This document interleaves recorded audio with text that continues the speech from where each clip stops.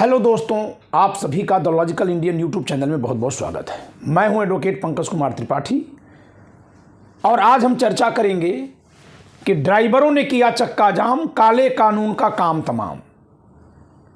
यानी कि ड्राइवरों ने भारतीय न्याय संहिता 2023 की धारा 106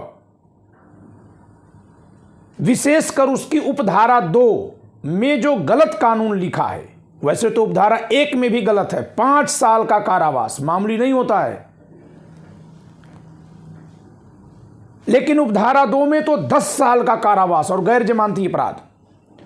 इसके खिलाफ जो अंतिम आंदोलन छेड़ दिया है चक्का जाम करके, क्या इससे ये काला कानून समाप्त हो जाएगा, सरकार वापस ले लेगी?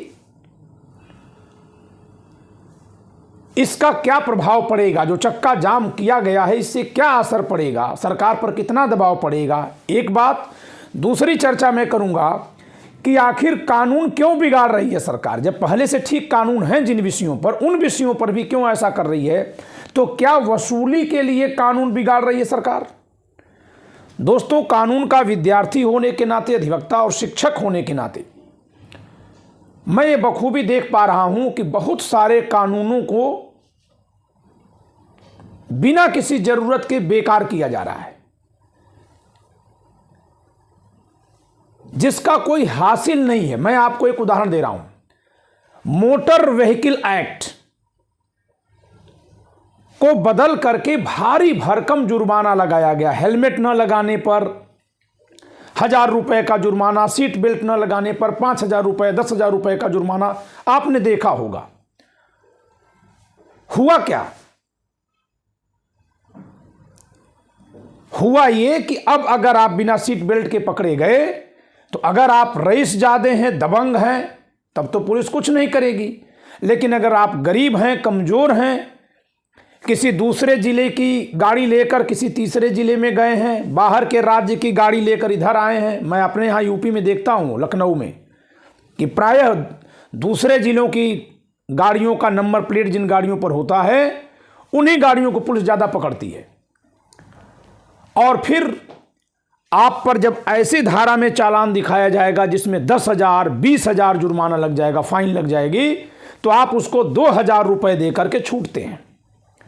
ये 2,000 रुपए जो ले रही है पुलिस, ट्रैफिक पुलिस, मैं दावे के साथ कह रहा हूं कि उसके घर नहीं जाता, उसके घर नहीं जाता। उसकी औकात नहीं कि अपने घर वो रख ले। दोस्तों, उत्तर प्रदेश पुलिस मुख्यालय के ठीक बगल में आना जाना होता है। पुलिस मुख्यालय के बाद नदी के उस पार वहां ट्रैफिक पुलिस खड़ी है। हर समय वहां अवैध वसूली होती रहती है और वहीं से हर समय पुलिस मुख्यालय से बड़े बड़े अधिकारी सरकार के लिए काम करने G20 रोड से जाते रहते हैं। यानी कि वो जो कुछ भी हो रहा है सब बड़े अधिकारी देखते हैं। अगर मैं देख रहा हूं एक आम व्यक्ति के नाते, एक अधिवक्ता के नाते, तो बड़े पुलिस अधिकारी भी तो देख रहे हैं।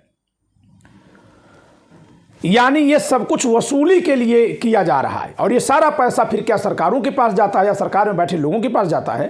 ये तो पहले से भी पाया गया है कि सरकारें पुलिस के जरिए वसूली करा करके जो सरकार में बैठे लोग होते हैं उनको लाभ पहुंचाती है। सरकार को लाभ नहीं मिलता। अगर सरकार को मिल जाए तो फिर देश को पैसा वो मिल जाएगा। वसूली कराई जाती है सरकारी कर्मचारियों, अधिकारियों, पुलिसकर्मियों से, लेकिन क्योंकि वो वसूली अवैध है, उसका कोई आय व्यय का ब्यौरा नहीं है, तो सरकार के खजाने में नहीं जाता। वो जो लोग ऊपर बैठे होते हैं उनके पास जाता है। तो मैं पूछ रहा हूं कि क्या सरकार कानूनों को बिगाड़ करके अवैध वसूली के लिए रास्ता खोल रही है? आप देखिए दोस्तों, चाहे आप सवर्ण हो, ओबीसी हो या SC ST हो, जरा एक बात पर ध्यान दीजिएगा। SC ST एक्ट में 2016 में भारी भरकम बदलाव किया गया। अब छोटी छोटी बात पर केस हो जाएगा। दूसरी तरफ थानों में FIR नहीं लिखी जा रही है। तीसरी तरफ ऐसे केसेस के लिखवाने का हवाला दे करके लोग वसूली कर रहे हैं।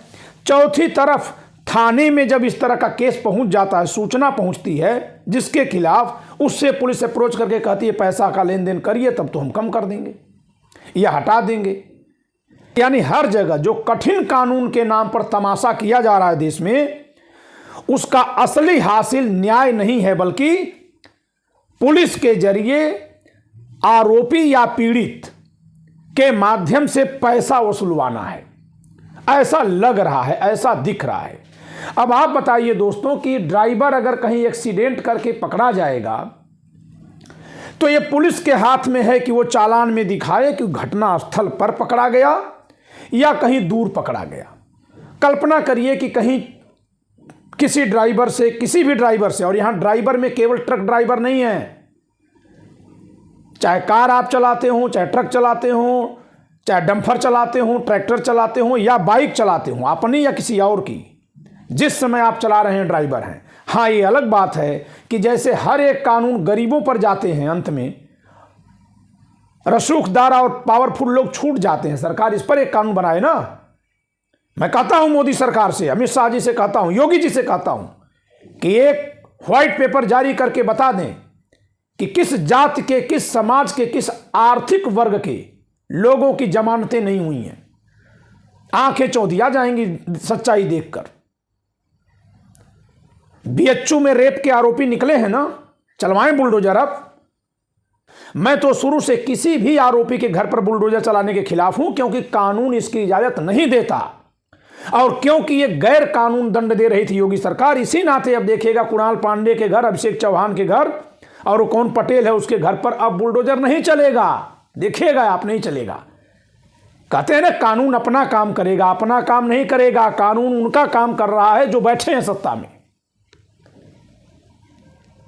कानून अपना काम तो कर ही रहा था आपका, तभी तो रेप के 4 दिन बाद उस बेटी ने पहचान लिया था आरोपियों को फोटो में, वीडियो फुटेज में, और गिरफ्तारी में 60 दिन का समय लगा। चुनाव बीतने का इंतजार कर रहे थे आप। पता लगाया जाना चाहिए कि इस बीच वो आरोपी कहां कहीं रेप तो नहीं किए, क्योंकि जिन पुरुषों में महिला को डराकर मैथुन करने की प्रवृत्ति पाई जाती है, उनको वैसी ही महिला से आनंद आता है। उनके साथ कोई महिला प्रेम से संबंध बनाएगी तो अच्छा नहीं लगेगा। ये पाशविक प्रवृत्ति के लोग होते हैं। जब कोई महिला डरेगी, रोएगी, चीखेगी, तभी उनको आनंद आएगा। ऐसे ही भेड़ियों के लिए कहा गया है फांसी की सजा, क्योंकि यह जीवन भर ऐसे ही रहते हैं। चलिए विषय पर लौटते हैं। तो ड्राइवरों ने जो चक्का जाम कर दिया है, यह किसानों से बड़ा आंदोलन होने जा रहा है दोस्तों, क्योंकि किसान जब आंदोलन पर थे, किसान एक बार फसल अगर उगा दिया और बेच दिया तो अब उसके हाथ में वो नहीं रहता और अगली फसल आने में 3, 4, 6 महीने लगते हैं। इसके अलावा सरकार के पास रसद भरा रहता है, तो किसानों के आंदोलन को प्रभावी बनने में सालों का समय लग जाता है, जबकि ड्राइवरों का आंदोलन तुरंत प्रभाव डाल देगा। पेट्रोल डीजल नहीं मिलेगा पेट्रोल पंप से, क्योंकि सारे टैंकर खड़े हो जाएंगे। खाद्य आपूर्ति सप्लाई चेन टूट जाएगी। फल और सब्जियां बिल्कुल नहीं मिलेंगी, क्योंकि खेतों से पहुंचेंगी कैसे। तो इस नाते मैं सरकार से गुजारिश करता हूं कि आप अपने इस कानून को वापस लीजिए। गलत कानून क्यों बन रहे हैं दोस्तों? या तो अवैध वसूली के लिए बना रहे हैं आप, विपक्ष को आपने बाहर कर रखा है, किसी कानून पर कोई चर्चा नहीं। कितने विद्वानों से चर्चा की है इस सरकार ने, बताए हमसे। दोस्तों 1860 का जो कानून बना था वो 1835 से बनना शुरू हुआ था, 1860 में बना, और 6 अक्टूबर 1860 को बनने के बाद 1 जनवरी 1862 को, यानी 1.25 साल के बाद लागू हुआ था। जानते हैं क्यों? उस 1.25 साल तक में वो उस समय के सभी वकीलों और जजों को सरकार की ओर से भेजा गया था, उसका प्रारूप उसका जो कानून था, और कहा गया था अभी भी कोई कमी है तो आप लोग बताइए। कानून ऐसे बनाती है सरकार, जबकि वो अंग्रेजों की सरकार थी। हम लोग उन पर तोहमतें मढ़ते हैं। मैं कानून का विद्यार्थी होने के नाते दावे के साथ ये बात कहता हूं कि अंग्रेजी सरकारों को जितना खराब बताया जाता उतनी खराब वो सरकारें नहीं थी। हमें उनके खिलाफ आंदोलन करना था, हमने उनकी निंदा की, बदनामी की। आज की सरकारें उन सरकारों की तुलना में बहुत खराब कानून बना रही हैं। आज तक पुलिस रिफॉर्म नहीं किया गया। तो ट्रक ड्राइवरों से मेरा एक और आग्रह है कि आपने जब चक्का जाम कर ही दिया है तो एक साथ 2 मांग और करिए। एक तो इतनी भीषण ठंडी में और उतनी भीषण गर्मी में आप ट्रक चलाते हैं, आपके केबिन में एसी क्यों नहीं होना चाहिए? मैं तो यहां तक पहन लिया हूं, कमरे में हीटर चल रहा है, नीचे मोजा पहना हूँ, जूता पहना हूँ, जैकेट पहना हूँ ताकि तनिक भी ठंडी ना लगे।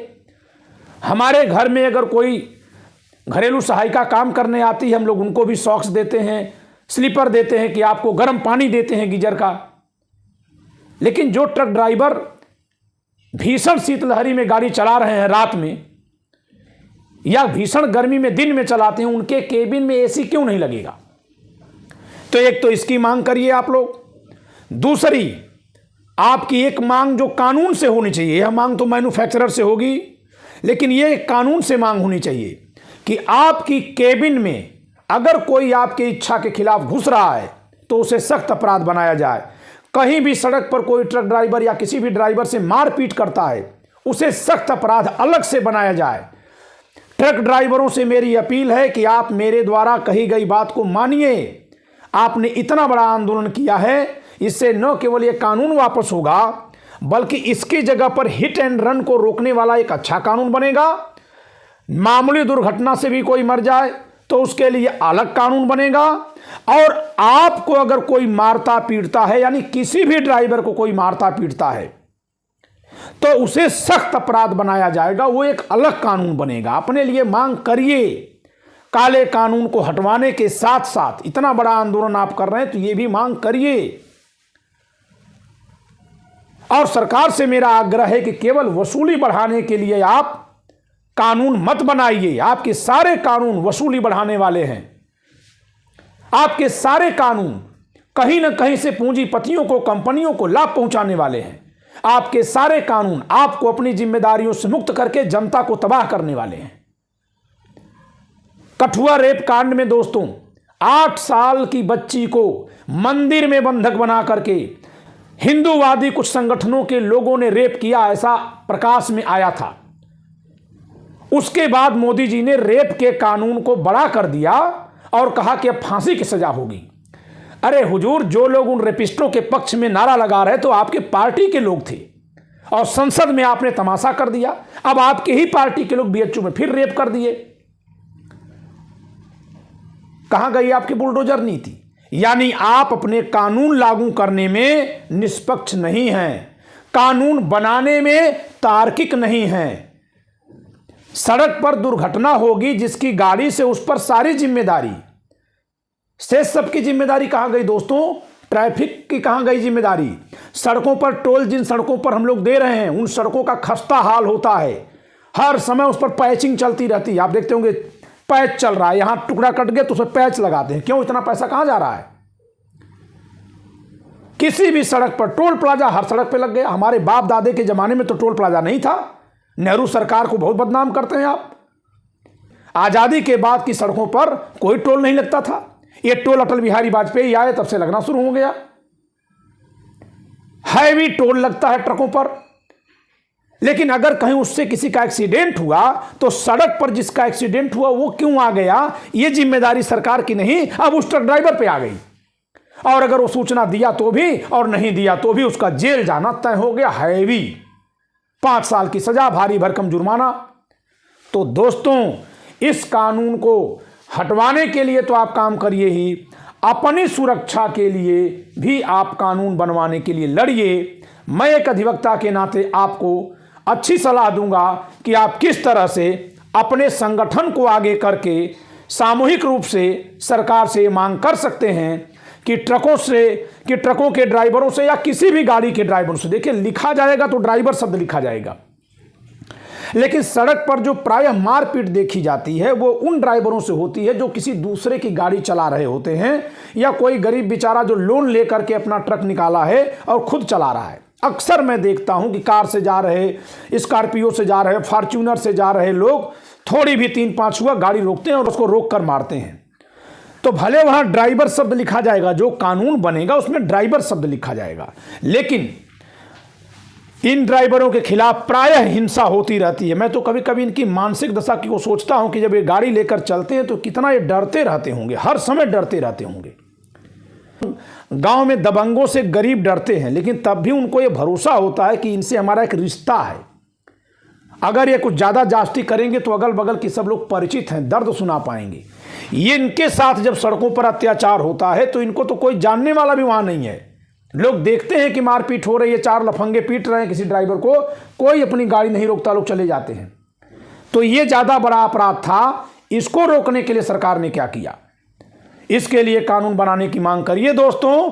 और ये तब तक चक्का जाम होना चाहिए जब तक कि सरकार केस वापस न ले ले। क्यों? क्योंकि कल की एक वीडियो में मैंने कहा था कि आप पहले सूचना दीजिए कि इस तारीख तक खत्म करिए, लेकिन सूचना सरकार तक जा चुकी है। तो जब सरकार तक सूचना जा चुकी है, यह सरकार जो आनन फानन में सदन में एक विशेष सत्र बुला लिया करती है महिला विधेयक पारित कराने के लिए, जिसका कोई हासिल नहीं है, वैसे ही एक विशेष सत्र बुलाए और फौरन इस कानून को वापस ले। यह सरकार तो सुप्रीम कोर्ट के निर्णय को बदलने के लिए अध्यादेश ले आती है, अपने कानून को हटाने के लिए अध्यादेश जारी करे। बहुत से रास्ते हैं, लेकिन यह कानून बहुत गलत है। मैंने इस कानून पर, इसके पीछे के वीडियोज में बहुत अच्छी चर्चा की है। The logical Indian YouTube channel के वीडियोज में जाइएगा, देखिएगा। मैंने पूरी चर्चा की है कि ये कानून पहले कैसा था, अब कैसा हो गया, क्या फर्क पड़ेगा। मैं बता दूं दोस्तों कि अब भारी भरकम वसूली होगी ड्राइवरों से इसके नाम पर। एक एक्सीडेंट में 20 ड्राइवरों का नाम संदेह में रखा जाएगा बिना किसी कागज के। पुलिस सबको बारी बारी बुलाएगी, बोलेगी तुम्हारा नाम पड़ जाएगा, नहीं तो देखो 10 साल जाओगे जेल में। वो बेचारा मरता क्या न करता, वो भी कहां। पता चला कि कहीं कोई पूर्वी उत्तर प्रदेश का ड्राइवर है, गाड़ी लेकर गया है महाराष्ट्र का ड्राइवर है, गाड़ी लेकर आया है मथुरा। अब यहां की पुलिस पकड़ के उसको घेरेगी तो निवेदन करेगा अपने घर वालों से, भैया पैसा डाल दो। ये सारा अवैध वसूली का काम होने लगेगा, क्योंकि इतनी ज़्यादा बड़ी सज़ा है कि अगर किसी का नाम फर्जी रख दिया गया तो जल्दी जमानत नहीं मिलेगी, और अगर चालान कर दिया तो उससे ज़्यादा पैसा आपको कोर्ट में देना पड़ेगा, वकीलों को देना पड़ेगा। कुछ लोग जो ड्राइवरों के इस मुहिम को, काले कानून के खिलाफ चलाए जा रहे जन आंदोलन को कमज़ोर करना चाहते हैं, वो मेरी वीडियो में कहीं कहीं ये कमेंट लिख रहे हैं कि वकील लोग इसलिए परेशान हैं क्योंकि अब इनका काम बंद हो जाएगा। मैं आपको बता दूं कि ये जो कानून है इससे वकीलों का लाभ होगा, लेकिन हम अपने लाभ के लिए देश की बर्बादी की बात नहीं सोच सकते। क्यों लाभ होगा? जितना बड़ा कानून बनेगा उतना ही बड़ी सजा, उतना बड़ा आपको डर, उतना ही अधिक बार में जाके जमानतें होती हैं। जितनी बार जमानत का एप्लीकेशन लगेगा उतनी हमको फीस मिलेगी, हम वकील भाई उतना लाभ लेंगे। लेकिन देश को गर्त में डाल करके वकील कमाने की नहीं सोचता, जो सोचता है वो गलत है। जैसे ड्राइवर लोग सावधानी से गाड़ी चलाते हैं, वैसे ही वकील का भी यह फर्ज है कि वो केस में तभी फीस ले जबकि उसमें जरूरत हो वकील की। सरकार ही अगर गलत कानून बनाएगी कि लोग फंस जाएं तो फिर तो वकील को आना पड़ेगा, और वो आएगा तो अपनी फीस लेगा। ये कानून ऐसा है कि इससे आपको वकीलों के चक्कर काटने पड़ेंगे, ये कानून ऐसा है कि आपको अदालतों के चक्कर काटने पड़ेंगे, घर वालों को, आदमी जेल में चला जाएगा। अगर गुनाह होता तब तो समझ में आ रहा है। इतनी भारी भरकम गाड़ियां लेकर सड़क पर चलने का लाइसेंस आप दे रहे हैं, सड़क आप बनवा रहे हैं, सड़क खराब है, जिम्मेदारी आपकी, वो नहीं कर रहे हैं आप। अभी यही सड़क बनी है हमारे घर के ठीक सामने, सड़क हाईवे में जाके मिल रही, यूं गई फिर ऐसे एकदम 90 डिग्री पे घुमा दिया है बनाने वाले ने। जो कोई जा रहा है ऐसे हो जा रहा है। अब मान लीजिए कि कोई ट्रक उधर से आ रही है, ट्रक वाले को दिखेगा भी नहीं कि नीचे से कोई सड़क चढ़ के ऐसे आ रही है, एकदम बगल में हमारे है। मैं बात कर रहा हूं इकाना स्टेडियम लखनऊ से। आप यहां देखिएगा 2 चढ़ने उतरने वाले रैंप नए बनाए गए हैं। पुलिस 112, यूपी पुलिस 112 नंबर के ऑफिस के ठीक सामने, और इसके इस पार। मान लेते हैं हम जैसे लोग जो बहुत सावधानी से गाड़ी चलाते हैं, नए उम्र के बच्चे फौरन गाड़ी लेके चले जाएंगे हाईवे पर, और एकदम गाड़ी यूं घुसेगी। हाईवे ऐसे जा रहा, वो जाके गाड़ी ऐसे घुसेगी, ऐसे नहीं जाएगी। इसके लिए किस पर जुर्माना करेंगे साहब आप? आए दिन वहां टकराहट होती है, जाम होता है। अभी कोई टकराया नहीं है, लेकिन ब्रेक लगते हैं जोर जोर से। ये किसने गलत बनाया सड़क? कौन जिम्मेदार है इसके लिए? इसमें लापरवाही से चलाना किसको कहेंगे? लापरवाही से जो सड़क बनी उसके लिए कौन जिम्मेदार है? सख्त कानून बनाइए, लेकिन केवल एक पर नहीं, और एक पर इसलिए बना रहे हैं ताकि अवैध वसूली हो। अगर आप समग्र चिंतन करते तो पूरी एक कमेटी बनाते, जिसमें रोड की कमेटी बनती, कानून की कमेटी बनती, दुर्घटनाओं के कारण जानने की कमेटियां बनती, ड्राइवर शराब पी के न चला पाएं, इसके लिए जो शराब की दुकानें खुली हैं उन पर आप नियंत्रण लगाते कि किस टाइम बेचेंगे, किस टाइम नहीं बेचेंगे। आप शर्त लगाते कि कोई भी ड्राइवर अगर ड्रिंक कर लिया तो फिर यहीं ढाबा पे सोएगा, आराम करने के बाद तब जाएगा। भाई ड्रिंक किया आराम करे। चारों तरफ से बनाइए कि जहां कोई शराब की दुकान खोलेगा बगल में ढाबा खोलेगा, यानी लेटने की व्यवस्था करेगा, यहीं लो यहीं करो, करिए ना व्यवस्था। आप देश के कुछ राज्यों में शराब को आपने बैन कर दिया, कुछ राज्यों के लोग शराब पी सकते हैं। ये कौन से कानून बन रहे हैं देश में? इसलिए ऐसा हो रहा है क्योंकि तमाशा किया जा रहा है, चर्चा और चिंतन के बिना कानून पारित किया जा रहा है। तो दोस्तों, मैं आखिरी निष्कर्ष के तौर पर यह कहूंगा कि ड्राइवरों को इस समय 3 मांग करनी चाहिए। एक तो इस कानून की वापसी की, इसकी जगह पर सही कानून बनने की। एक दूसरा, अपने खिलाफ होने वाले हिंसा को अलग से गंभीर अपराध घोषित करने की। और तीसरा, ट्रकों के भीतर ऐसी सिस्टम लगाने की जिससे कि ठंड और गर्मी में उनको बचाव मिल सके। ये तीसरी मांग तो खैर उनको निर्माणकर्ताओं से करनी है, उसको चाहे तो केवल हाईलाइट करके छोड़े, लेकिन दो चूंकि सरकार से करनी है तो उन दोनों को तो जरूर रखिए एक साथ। काले कानून वापस हों और ड्राइवरों की सुरक्षा का विशेष कानून बने। मैं एडवोकेट पंकज कुमार त्रिपाठी, लखनऊ से।